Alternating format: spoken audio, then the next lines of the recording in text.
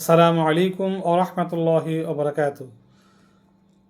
আল্লামা শেখ সাদি রহমতুল্লাহ আলী উপদেশ করেন যে তোমরা মাটির মতো হও, মাটির মতো হওয়ার চেষ্টা করো। মাটি সব কিছু হজম করে, পায়খানা পেশাব থুতু মানুষের গালি গালাজ শীত সব কিছু হজম করে। মাটি কিছুই বলে না, সব গিলে ফেলে। মাটি সব কিছু বুকে ধারণ করে, আগলে রাখে। মাটির ধনী গরিব সবার জন্য বিনয়ে থাকে, সবার জন্য বিনয়ে থাকে। মাটির মতো হওয়ার জন্য বলা হয়েছে। মাটি হজরত আদম আলাইহিসসালামকে মাটি দ্বারাই সৃষ্টি করা হয়েছে। হজরত আদমের পূর্বে মাটি দ্বারা কাউকে সৃষ্টি করা হয়নি।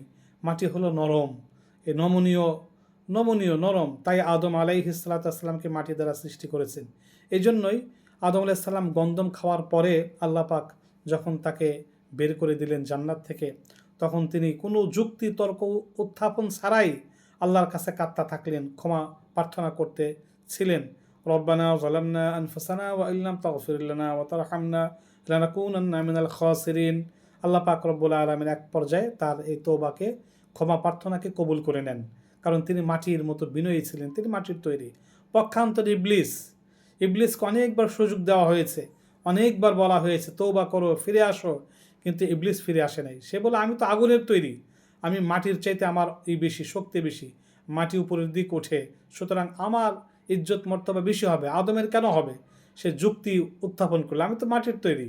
সে বলল আমি তো মাটির তৈরি, এই যে যুক্তি দিল, সে তার মানে ভাগ্যে আর ক্ষমা আর এই তাওবা নসিব হয় নাই। এই জন্য সে অভিশপ্ত হয়েছে।